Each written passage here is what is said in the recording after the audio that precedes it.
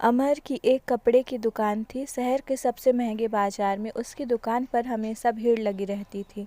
उसके पास पैसे की कोई कमी नहीं थी। महंगी गाड़ी, आलीशान बंगला जिसमें वह अपने परिवार के साथ रहता था। परिवार में उसकी पत्नी दिव्या और उसके माता पिता थे। एक दिन अमर अपनी गाड़ी में पत्नी के साथ घूमने जा रहा था। वह एक हिल स्टेशन पर पहुंच जाता है। होटल में उसका कमरा बुक था। वह काउंटर पर पहुंचता है और कमरे में उसकी बुकिंग के बारे में पूछता है। अमर काउंटर रजिस्टर में साइन करता है। तभी मैनेजर एक वेटर को बुलाता है। मैनेजर उससे कहता है, साहब का सामान तीसरी मंजिल पर कमरा नंबर 306 में रखाओ। वेटर सामान लेकर आगे आगे चल देता है। अमर और दिव्या दोनों उसके पीछे पीछे चल देते हैं। लिफ्ट से होते हुए वे सभी कमरे में पहुंच जाते हैं। कमरे में सामान रखकर जब वेटर वापस जाने लगता है तो अमर उससे कहता है, सुनो, ये लो टिप। अमर 100 रुपये निकालकर वेटर की ओर बढ़ा देता है, लेकिन यह क्या, वेटर पैसे न लेकर वापस जाने लगता है। अमर उसे रोकता है। अमर उससे कहता है, अरे ये हम अपनी खुशी से दे रहे हैं, रख लो, तुम्हारे मैनेजर से हम कुछ नहीं कहेंगे।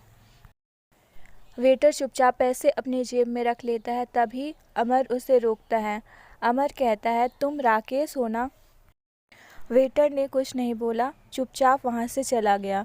तभी दिव्या अमर के पास आई और बोली, क्या बात है, आप कुछ परेशान लग रहे हो और वेटर से क्या बात कर रहे थे? अमर ने कहा, दिव्या, यह मेरे बचपन का दोस्त था, लेकिन अब मुझे पहचान नहीं रहा है। मैंने तो इसे पहचान लिया है। तुम यहीं रुको, मैं अभी इसके बारे में पता करके आता हूँ। अमर नीचे काउंटर पर पहुंचकर राकेश के बारे में पता करता है तो उसे पता लगता है कि वह तो अभी ड्यूटी ख़त्म करके घर चला गया है, कल सुबह ही आएगा। राकेश ने दूसरे वेटरों से उसके घर के बारे में पूछा, लेकिन किसी को उसका घर का पता नहीं था। अमर अपने कमरे में वापस आ जाता है। दिव्या उससे पूछती है तो अमर कहता है, दिव्या, हम दोनों बचपन के दोस्त हैं। राकेश पढ़ने में बहुत तेज़ था, लेकिन फिर इसके पिता पर बहुत कर्ज हो गया था। इसके पिता अपना घर बेचकर कर्ज चुकाकर अपने परिवार के साथ कहीं चले गए। राकेश ने मेरी बहुत मदद की है। अगर वह नहीं होता तो मैं यहाँ तक नहीं पहुँच पाता। अगले दिन राकेश काम पर नहीं आया। राकेश के घर का पता भी नहीं लग पा रहा था। अमर और दिव्या घूमने निकले, लेकिन अमर का मन किसी चीज़ में नहीं लग रहा था। वह हर समय राकेश के बारे में सोच रहा था। अगले दिन उनका होटल में आखिरी दिन था। होटल छोड़कर अमर ने सामने ही दूसरे होटल में कमरा ले लिया। दिव्या के पूछने पर उसने बताया, दिव्या, राकेश अपनी गरीबी के कारण मुझसे नहीं मिलना चाहता, इसलिए ही मैंने होटल बदल लिया है। उसे पता होगा कि हम होटल कब छोड़ने वाले हैं। सामने होटल में बालकनी से अमर पहले वाले होटल में नज़र रख रहा था। चौथे दिन राकेश काम पर आया। अमर ने उसे देखा और वह तुरंत होटल में पहुंच गया। वहां जाकर उसने राकेश को रोका और पूछा, भाई, मुझसे ऐसी क्या गलती हो गई जो तुम मुझसे बचकर भाग रहा है? अचानक अमर को अपने सामने देखकर राकेश सकपका गया।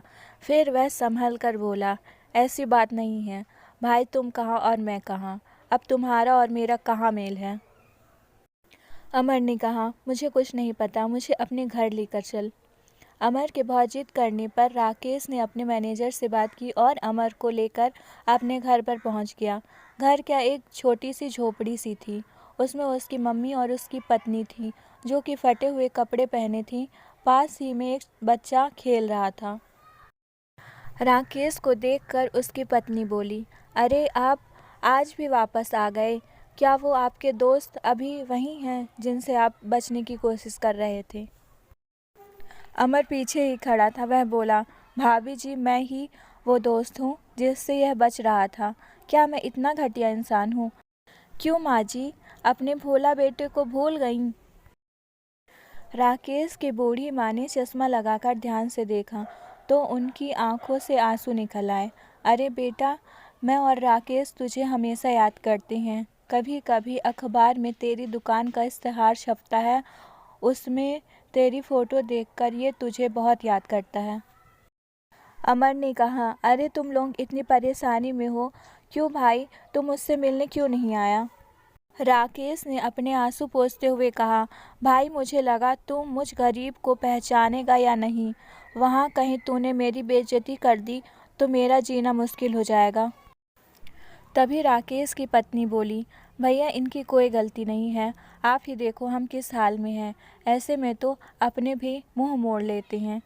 इन्हें इसी बात का डर था। खैर आप बैठो, मैं आपके लिए चाय बनाती हूँ।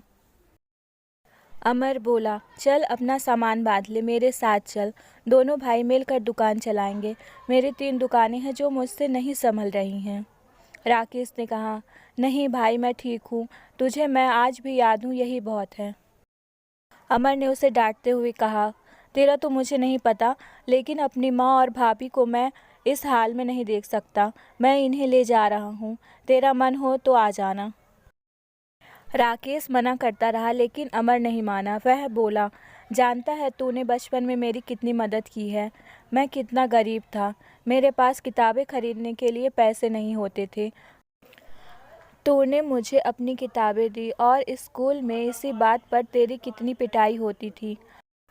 आज मैं जो कुछ भी हूँ तेरी वजह से हूँ। वैसे बापूजी कहाँ गए? राकेश बोला, भाई वो तो गांव छोड़ने के 6 महीने बाद ही खत्म हो गए।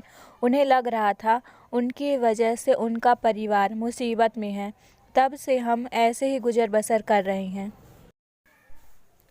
अमर उन्हें सामान बांधने का बोलकर वापस होटल आया और दिव्या को सारी बात बताई। दिव्या बहुत खुश हुई, उसका पति अपने दोस्त की मदद कर रहा है।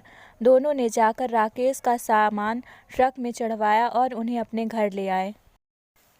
वहाँ दोनों भाइयों की तरह रहने लगे। राकेश अब धीरे धीरे काम सीखने लगा। अमर ने एक दुकान की पूरी जिम्मेदारी राकेश को सौंप दी थी। इस तरह एक दोस्त ने अपने दोस्त का कर्ज चुकाया।